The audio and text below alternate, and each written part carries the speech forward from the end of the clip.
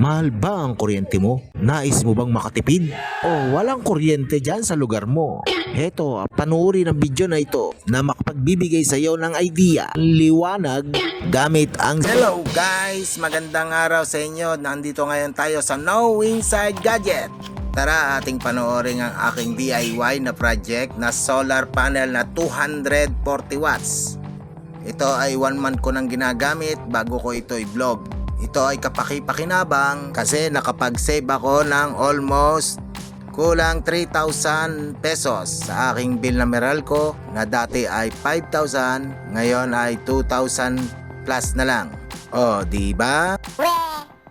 Ang lugar kasi na pinagkabitan ko ng solar ay isang apartment malapit sa dagat, kaya kuwang-kuha mo ang sikat ng araw at sa sobrang init 24 hours a day ang mga fan at mga ilaw. Aircon naman ay ginagamit ng 8 to 12 hours.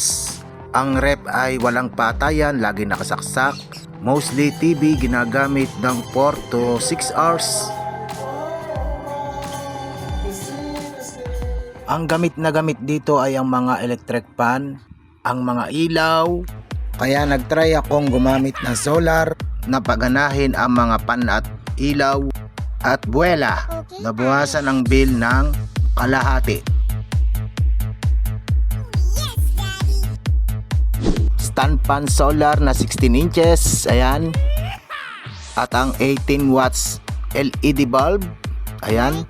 At meron tayong 15 watts na ceiling fan, yan ay power by 12 volts. Ang ceiling fan na yan ay 70 centimeters.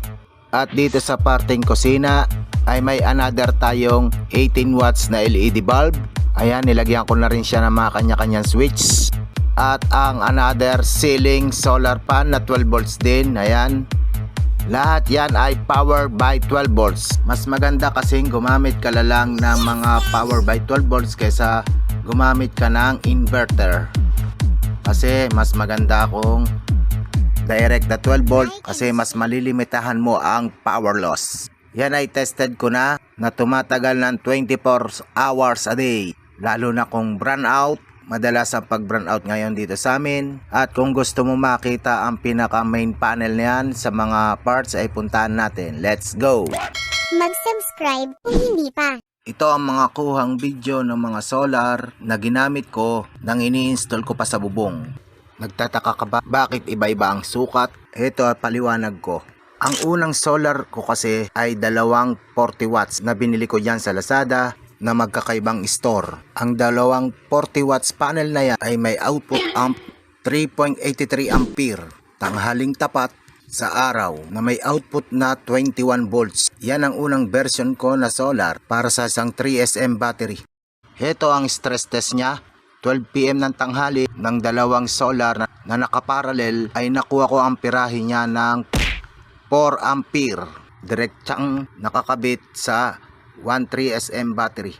Yan po ang actual test. Ngunit ang isang battery ay tumatagal lamang ng 6 hours para sa 3 electric fan at 2 LED bulb. Ngayon ay bumili ako ng isa pang battery na 3SM pero hindi ito na full charge. Kinulang ako ng panel. Kaya bumili ako ng another isa pang panel at nakita ko sa Lazada ang 80 watts. Bali meron na akong dalawang 40 at isang 80 watts. Bumili na rin ako ng ammeter, voltmeter na isa pang piraso. Ngayon, punta na tayo sa actual test ng 3 solar. In-upgrade ko na rin ang portable D at ang kanyang pinaka-box. Ito siya. Ang result. Ang amperahe para sa kanan ay para sa dalawang 40 watts. Amperahe naman sa kaliwa ay para sa solong 80 watts. Yan ang actual test nyo na nakikita gamit ang voltmeter, ammeter, na ang output ng mga dalawang yan ay pumasok sa charging controller na PWM. At makikita nyo malapit na siya mag 14.6 para ma-full charge. Kung nais mong mag-subscribe, ay pindutin lang ang pulang button at mag-bell na rin. Ang setting ko sa PWM ay cut charging ay 14.6, sumunod ay 13 volts, 11.5 volts at nakaset ng B3. Nakaset ng battery flood type. Okay guys, ganito siya pag napo-full charge siya, pag na-reach niya 14.6. Ganito nangyayari sa mga voltmeter ammeter. Para sa dalawang battery ay tumagal na ito ng 24 hours para sa aking mga 12 volts load. Pero meron pa pala akong naging isang problema. Kapag walang araw, tulad ng makulimlim, umuulan, ay hindi na po full charge ang aking dalawang battering 3SM. Kaya nagbalak akong bumili pa ng isang 80 watts, galing din ito sa ibang store doon sa Lazada. Dahil promo, nakuha ko lang ng 1.3. Okay, balik tayo sa bubong at kinabit ko na, ayan. Tulad ng sabi ko, huwag kayong magtataka bakit magkakaiba sila. Panoorin nyo lang kung bakit nangyari yan. Pinaliwanag ko doon sa umpisa. As long na magkakapareha sila ng voltage na 21 volts, wala tayong problema doon. Kasi hindi naman magtatalo ang mga amperahe ng bawat isa. Nangyayari din naman yan kung depende sa tayo ng solar. Kung mas mainit sa kabila, mas malaki ang kuryente.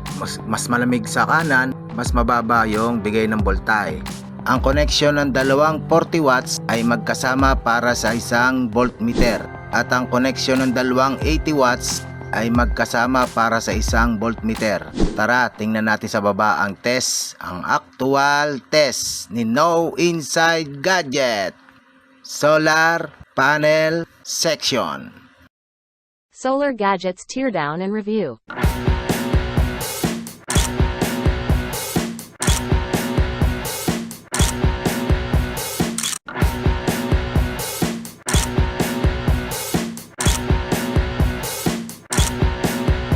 Yung solar panel ng pagdating na alas 7 halos wala ng kuryenteng lumalabas sa isang panel, at yung isang panel meron pa halos 3.6 volts, at ito yung kuryente niya napapunta sa panel. May ilaw pa rin siya pero wala nang halos power kasi makikita natin sa voltmeter niya, ayan, ay wala na talagang power na lumalabas, halos wala na ring amperahe.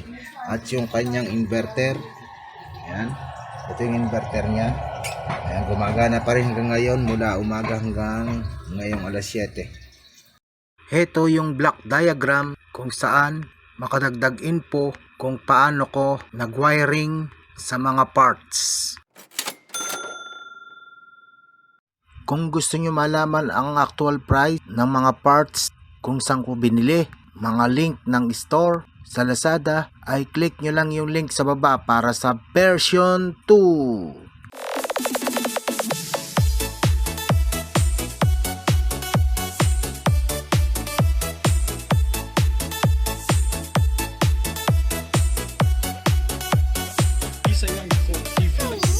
Mag-subscribe kung hindi pa.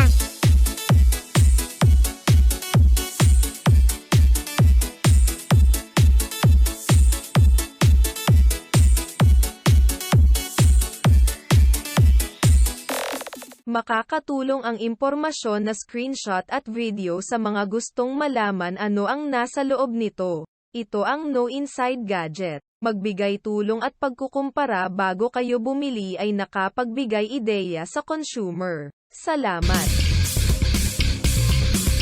Solar Gadgets Teardown and Review.